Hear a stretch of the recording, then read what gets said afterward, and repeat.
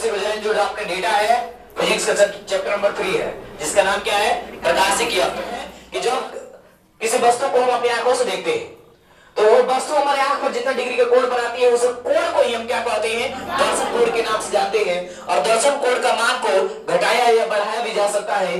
इसमें किसकी मदद ली जाती है भाई, किसी भी प्रकाशिक यंत्र का सहायता लिया जा सकता है। अब उससे पहले आप ध्यान रखिए दर्शन कोण कि किसी वस्तु द्वारा हमारे आंख पर जो कोण बनता है उस कोण को ही क्या कहते हैं, दर्शन कोण कहते हैं। और इसमें ध्यान रखिएगा कि किसी भी वस्तु को स्पष्ट रूप से देखने के लिए हमारी आंखों पर एक प्रकार की न्यूनतम क्षमता भी होती है, जिस क्षमता का मान लगभग कितना माना गया है, 25 सेंटीमीटर की दूरी मानी जाती है। और 25 सेंटीमीटर जब आंख के समीप में कोई वस्तु 25 सेंटीमीटर की दूरी पर रखी गई होती है तो उसे स्पष्ट दृष्टि की न्यूनतम दूरी भी कहते हैं, जिसको हम कैपिटल डी से इंडिकेट करते हैं।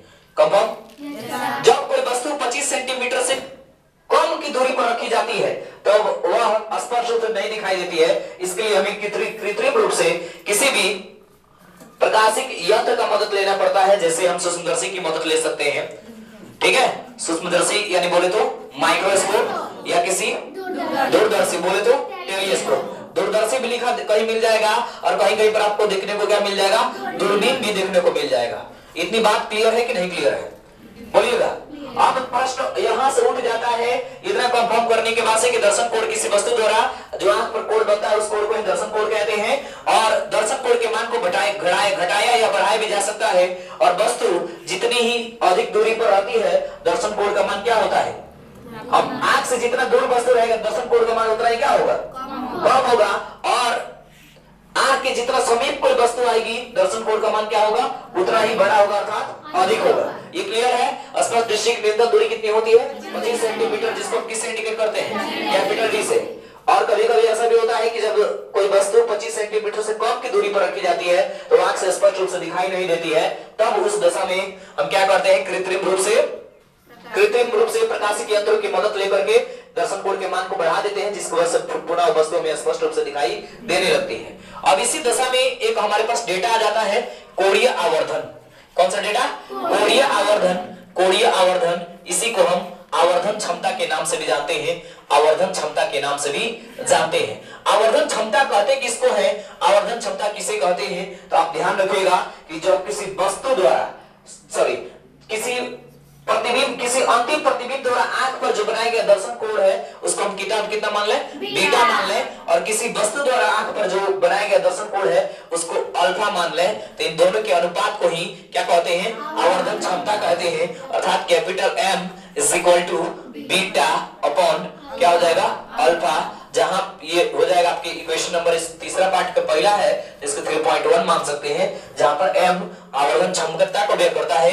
इसी M को कोणीय आवर्धन भी कह देते हैं, जबकि बीटा जो है अंतिम प्रतिबिंब द्वारा आंख पर बनाया गया दर्शन कोण होता है और अल्फा वस्तु द्वारा बनाया गया आंख पर क्या होता है, दर्शन कोण होता है।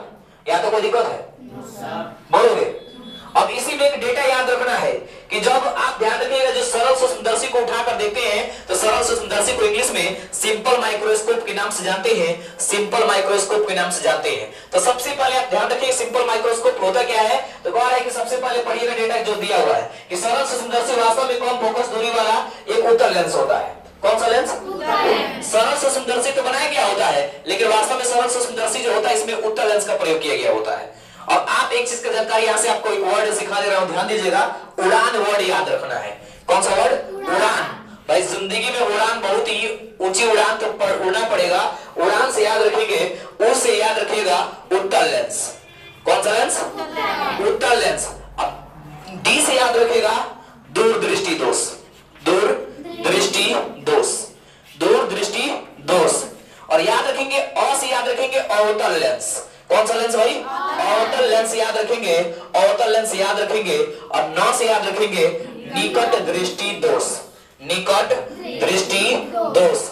तो अब आप यहां से प्रश्न क्या कभी भी बनेगा तो कंफ्यूज मत पड़िएगा कि हमेशा दूरदृष्टि